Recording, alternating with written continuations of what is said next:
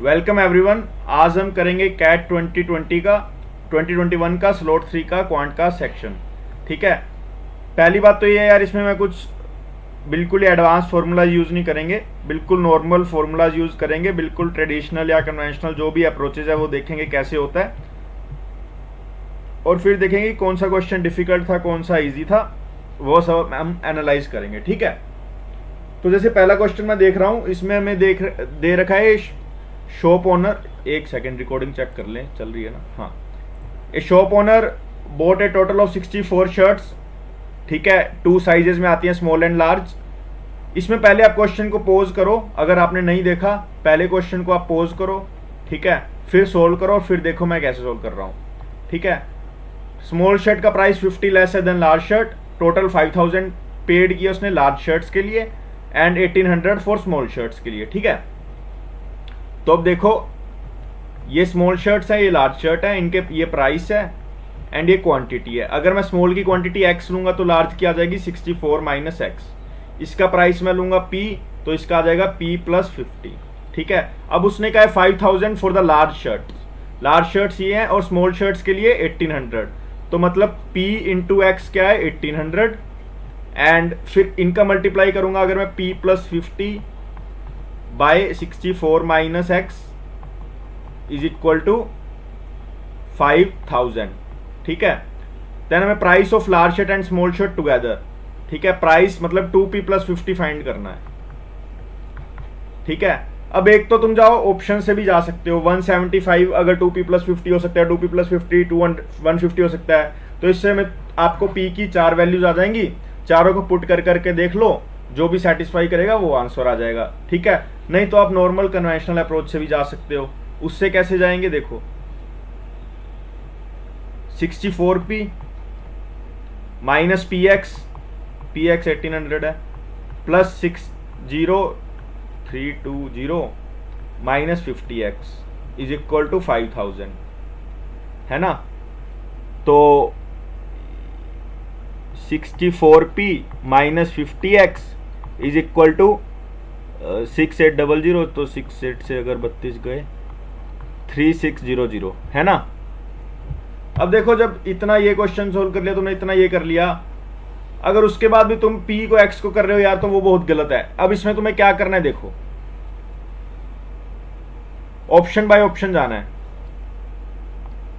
Option by option कैसे, अब पहले ऑप्शन से p की वैल्यू क्या आएगी 62.5, दूसरे से क्या आएगी 50, तीसरे से क्या आएगी 75 और चौथे से क्या आएगी 175 87.5। ठीक है, ये वैल्यूज आएगी। अब यार मैं p को पॉइंट्स की वैल्यू से लेके पहले को इजी वैल्यू लेता हूँ, 50 से करके देखता हूँ। ठीक है, 50 से करूंगा, p 50 लूंगा तो x क्या आ जाएगा 36। ठीक है, अब p को 50 लिया है और x को 36 लेंगे तो ये आ जाएगा 1800। p को क्या लिया हमने 50, तो ये तुम्हारा आंसर नहीं आएगा।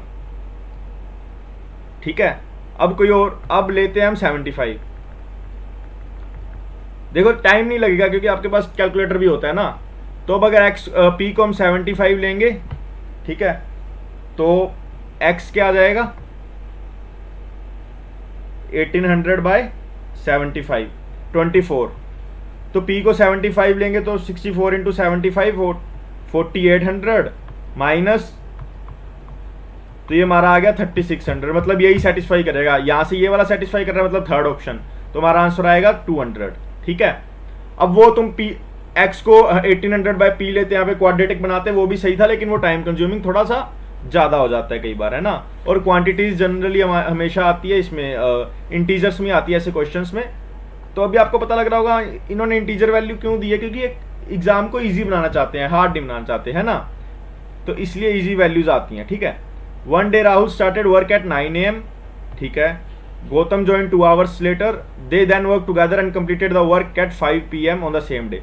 तो 5 PM तक राहुल को मैं देखो, राहुल की एफिशिएंसी को मैं 1 लेट कर लूंगा। ठीक है, तो राहुल कितने घंटे काम कर रहा है 8 घंटे, तो टोटल वर्क हो जाएगा 8 प्लस गौतम ने कितने घंटे काम किया है 6 आवर्स, तो गौतम की एफिशिएंसी को मैं लूंगा जी। ठीक है, if both had started at 8 at 9 AM and work together the work would have been completed 30 minutes earlier.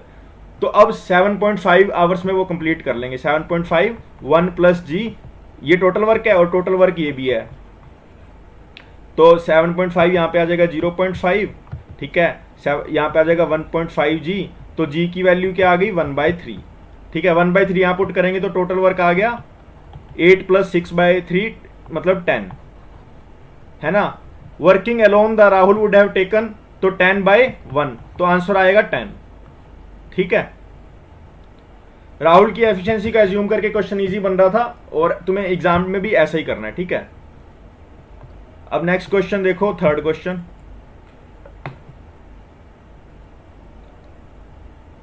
In tournament team has played 40 matches so far, ठीक है, एंड 130, देखो मैचेस तो खेले 40, वन कितने करे हैं 12। If they one 16% of the remaining matches, उसके बाद ये खेलेंगे 100x, तो 60x वन कर लिए। आप 10x भी ले सकते हो अगर आपको लग रहा है 10x ईजी है, तो 6x इसने वन कर लिए। ओवरऑल विन परसेंटेज आएगी 50%, ठीक है।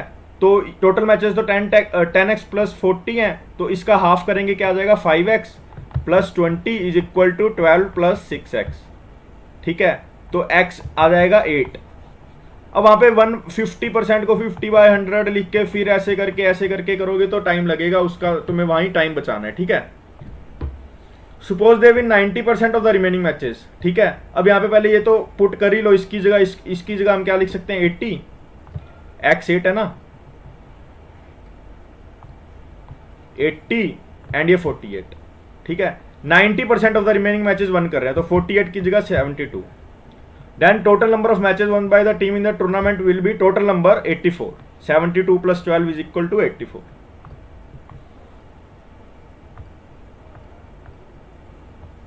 अब नेक्स्ट क्वेश्चन देखो,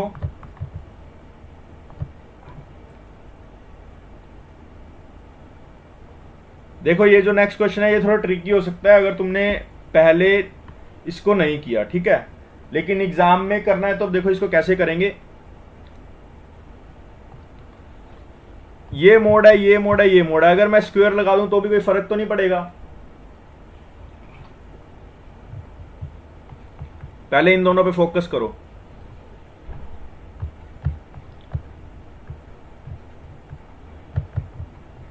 एक ही बात है ना। अब देखो 1 + m² n² + 2mn, m² n² + 2mn, 2mn से 2mn ये कैंसिल हो गया, तो अब लेफ्ट हैंड साइड में क्या आ जाएगा 1 + m² n² - m² - n² this.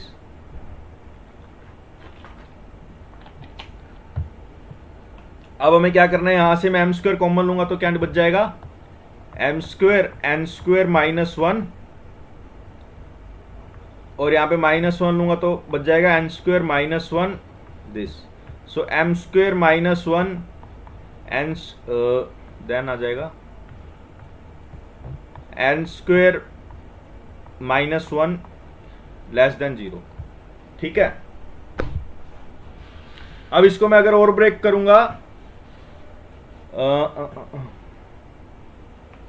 तो m² 1 या तो पॉजिटिव, एक केस में होगा ये पॉजिटिव ये नेगेटिव, और क्या होगा ये नेगेटिव ये पॉजिटिव, क्योंकि अल्टीमेटली हमें मल्टीप्लाई में तो नेगेटिव चाहिए, है ना। अब देखो पहले केस में ये पॉजिटिव होगा तो क्या होगा m² > 1 एंड n² < 1। दूसरे केस में m² < 1 n² < 1। अब इस केस में क्या आएगा n आएगा 0, 0 के अलावा तो कुछ नहीं आ सकता, इसमें आएगा m0, है ना, ठीक है। एक बार n0 एक बार m0। अब देखो पहला केस लेते हैं, ये वाला n0 है तो यहां पे बच जाएगा 1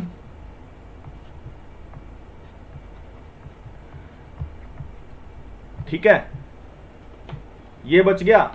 तो अब क्या आएगा 2 3 4 m की वैल्यूज, तो यहां से 3 पेयर आ गए। अब सेम नीचे से करेंगे तो क्या आएगा 1 and 5, 2 3 4, यहाँ से 3 पेयर्स आ गए, तो टोटली हमारा आंसर आ जाएगा 6 पेयर्स आ जाएंगे डिस्टिंक्ट। ये थोड़ा ट्रिकी क्वेश्चन था। अब नेक्स्ट वाला देखो कितना इजी क्वेश्चन है। नेक्स्ट वाले में हम इसको कैसे लिख सकते हैं,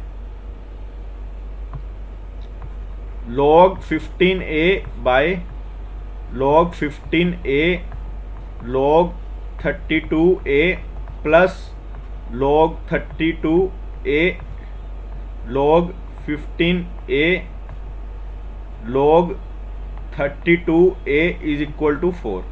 अब इसको सोल्व करेंगे तो क्या बच जाएगा, 1 बाय log 32a। ये मैंने पुरानी वीडियोस में बताया हुआ है, इसको लिख सकते हैं हम log 32 by log a plus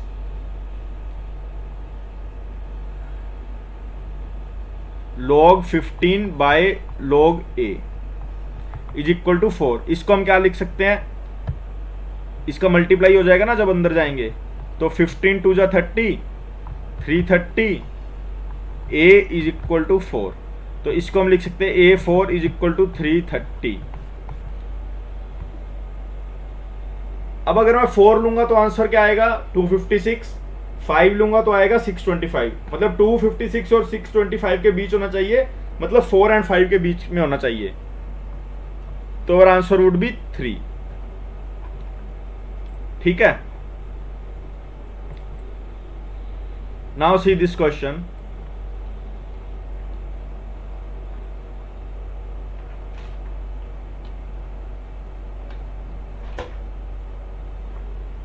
Total of male and female populations in a city increased by 25% from this to this.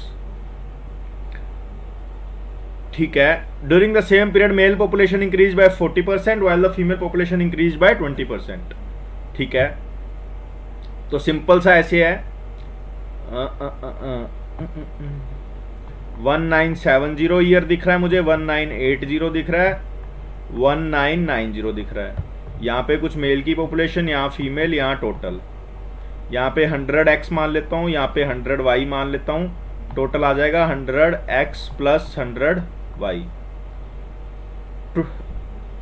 Total population increase by 25% है ना, तो 125x plus 125y। During the same period mail population increase by 40%, 140x, while female population increase by 20%, 120y। तो इनका plus करेंगे, इसके equal होगा, है ना, तो हम लिख सकते हैं 15x is equal to 5y और we can say y is equal to 3x। ठीक है, ये हमें साथ साथ इन्फ्रेंस करते जाना है ना, कभी जरूरत पड़ेगी तो देख लेंगे। इन 1990 if the female population is twice the male population then the percentage increase in the total of, ठीक है, अब इसमें from 9 female population increase by 25%। ठीक है, तो ये बन जाएगी 150y। In 1990 if the female population is twice the mail population, ये आ जाएगा 75y। तो टोटल हमारा आ गया 225y, है ना। Then the percentage increase in the total of male and female population in the city from 70 to 90। अब y x को अगर मैं 1 लूंगा तो y आ जाएगा 3, तो यहाँ पे 3 करेंगे तो क्या आ जाएगा 675, और यहाँ पे x को 1 लेंगे 100 प्लस 300, 400 to 675 अगर मूव करते हैं तो कितना इंक्रीज हुआ, इन्होंने ये पूछा है। ठीक है, तो अगर आप सोल्व करोगे तो आपका आंसर आएगा 68.75। इसको आप कैलकुलेटर में सीधा ऐसे कर सकते हो, 675 बाय 400 आपको देखने को मिलेगा 1.6875, मतलब 1 से 1.6875 वैल्यू पहुंच गई, तो 68.75 over would be the answer. Let's see next question. Consider a sequence of real numbers x1 2 3 such that this. अब देखो बच्चे बोल रहे थे यार स्लॉट खत्म होने के बाद कि यार बहुत हार्ड पेपर है, ये है वो है, लेकिन अभी तक तो मुझे सच कोई हार्ड क्वेश्चन नहीं दिखा। एक वो MN वाला था, वो हम हार्ड नहीं कह सकते उसको कह सकते हैं एक नया क्वेश्चन था, वो स्किप कर दो यार। तुम्हें 22 क्वेश्चन है, तुम 20 कराओ, 60 नंबर ले आओ, तुम्हें क्यों 1-2 क्वेश्चन में अपना टाइम खराब करना है। उसमें आप देख सकते हो टाइम भी एक्स्ट्रा लगा हमें ना, तो वैसे क्वेश्चन हम छोड़ेंगे तो भी कोई दिक्कत नहीं है। Consider a sequence of real numbers this. Such that x and this, ठीक है। तो x1 क्या दिया इन्होंने, पहले ये देखो -1, x2 क्या दिया है,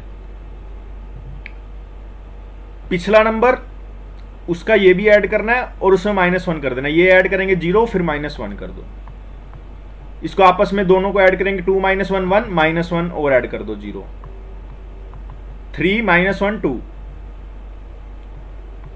4 + 2 6, 6 इज इक्वल टू 5, 5 + 2 7 6, 6 + 5 11 10,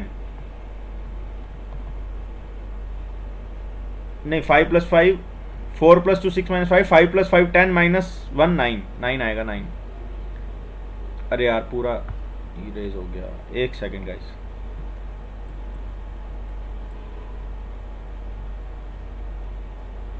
यही क्वेश्चन था ना,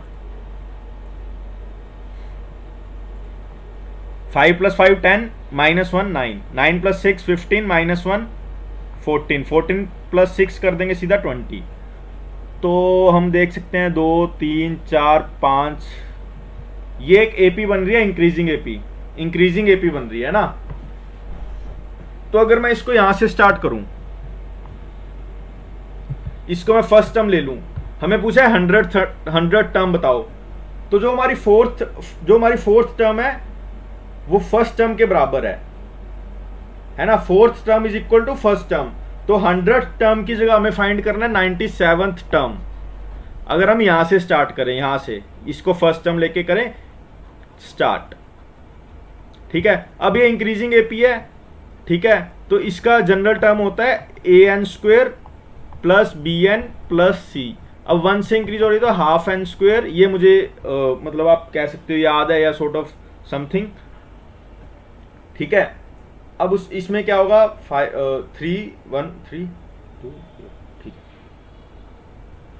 प्लस bn, ठीक है। अब इसमें फर्स्ट टर्म हमारी क्या है, ½ + b = 2, ठीक है। तो b आ जाएगा हमारा 3/2, b आ गया जब 3/2, इसमें 3/2 पुट करेंगे n, ठीक है। अब n की जगह हम 97 पुट करेंगे और हमारा आंसर आ जाएगा। तो हमारा 97 × 97/2 आ गया 4704.5, प्लस करेंगे 1.5 × 97, उसमें 4705.5, 4850 would be the our answer. तुम्हारा ये आंसर है, ये तुम्हें याद होनी चाहिए an² + bn + c, ये दैट इज द मस्ट थी इस क्वेश्चन के लिए, ठीक है, इसकी नॉलेज, नहीं तो फिर बहुत टाइम लगता आपको। ये मैंने वीडियो में कवर करी हुई है, आप वीडियो देख सकते हैं उसमें भी। The arithmetic mean of 25 student is 50, 5 of these students stop the exam with the same scores. If the scores of other students are distinct integers with the lowest being 30, then the maximum possible, ठीक है। इसमें total पे काम करना है हमें, ठीक है। टोटल स्कोर क्या होगा ये देखो, 25 × 50 1250। अब ये 5 टॉपर्स को भूल जाओ, लोएस्ट वाला क्या होगा 30, सेकंड लोएस्ट क्या होगा 31 32, क्योंकि टॉप वालों को हमें मैक्सिमम वैल्यू देनी है तो नीचे वाले को कम से कम वैल्यू देंगे। तो 30 वाले को नेक्स्ट को 30 नहीं दे सकते क्योंकि डिस्टिंक्ट है, और ये कब तक चलेगा 20 टर्म्स तक ना,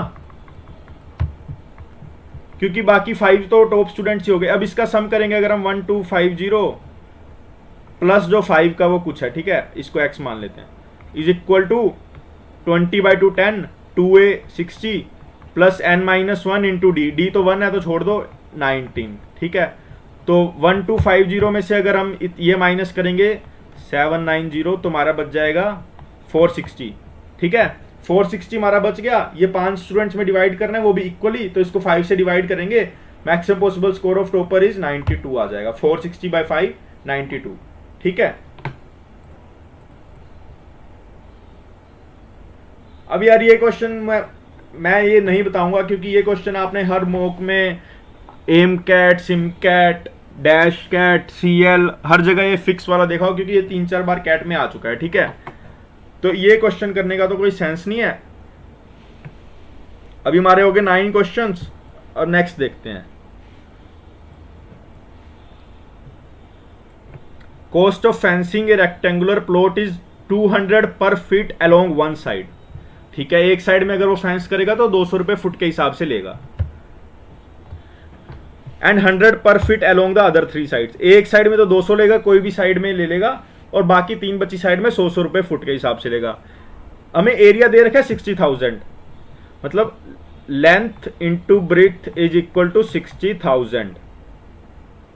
then the lowest possible cost of fencing all the 4 sides. अब देखो यार, हमें पता है length is greater than breadth होती है, तो ये जो महंगा वाला है वो मैं किसको दूंगा? लेंथ को तो नहीं दूंगा, कॉस्ट हमें लोएस्ट करनी है, तो छोटी साइड्स को 200 वाला ले लूंगा, 200 वाला दे दूंगा। ठीक है, तुम्हारी कॉस्ट क्या आएगी? 200 इंटू बी प्लस 100 किस में लगेगा? एक तो 2L में प्लस बी में, क्योंकि एक बी यहां पर आ गई, एक यहां पर आ गई, 2L यहां पर आ गई, तो टोटल कॉस्ट हमारी क्या आ जाएगी? 300 बी प्लस 200 L। इसको हमें क्या करना है? मिनिमाइज। ठीक है, अब देखो डेफिनेट आंसर है, मैंने पिछली वीडियो में बताया हुआ है डिफरेंशिएशन वाली में कि हमें इसमें कैसे करना है। तो इसमें आया था 300 बी प्लस 200 L को हमें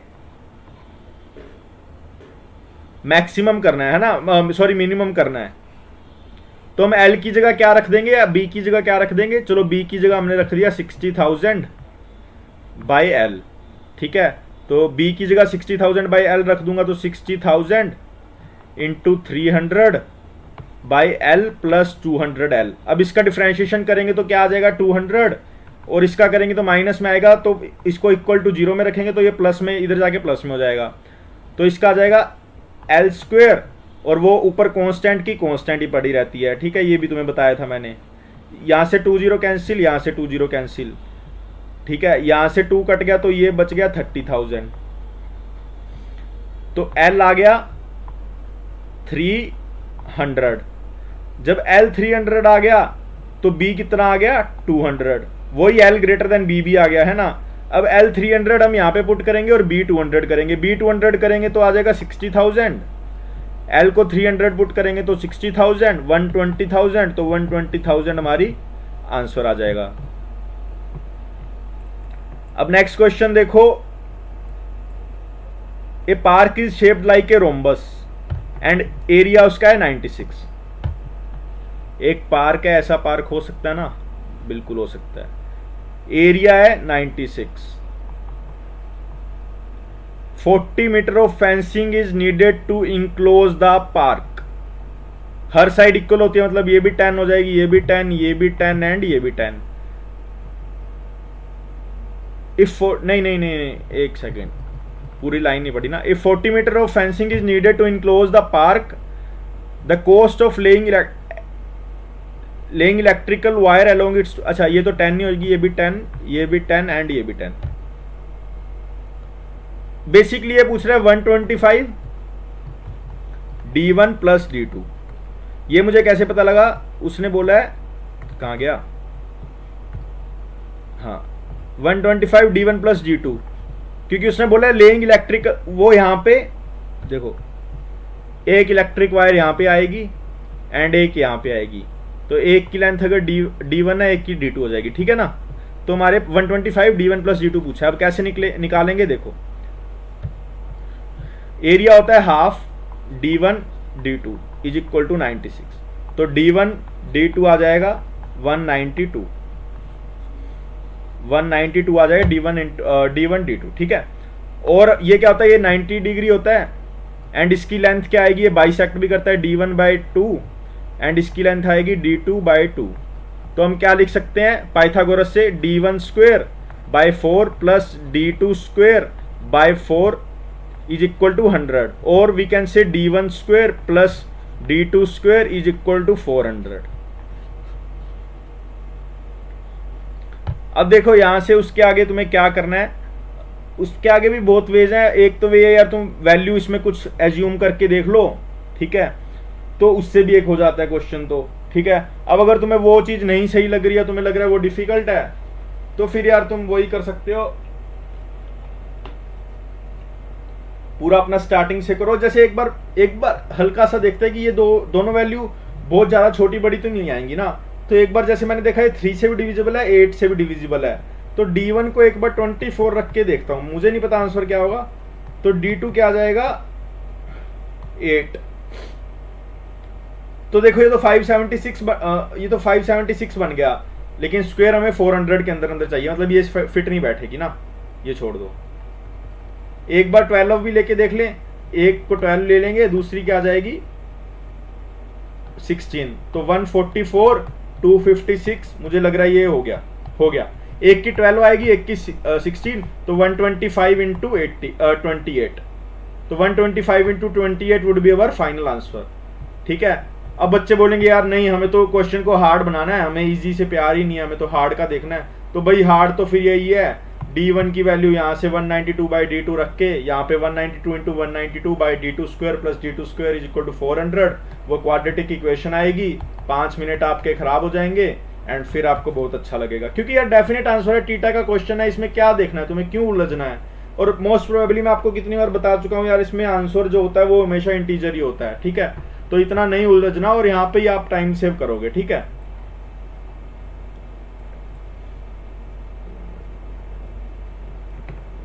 अभी हमारे 11 क्वेश्चंस हो चुके हैं। ठीक है, बाकी जो रेस्ट 11 रह गए वो हम नेक्स्ट वीडियो में कवर करेंगे।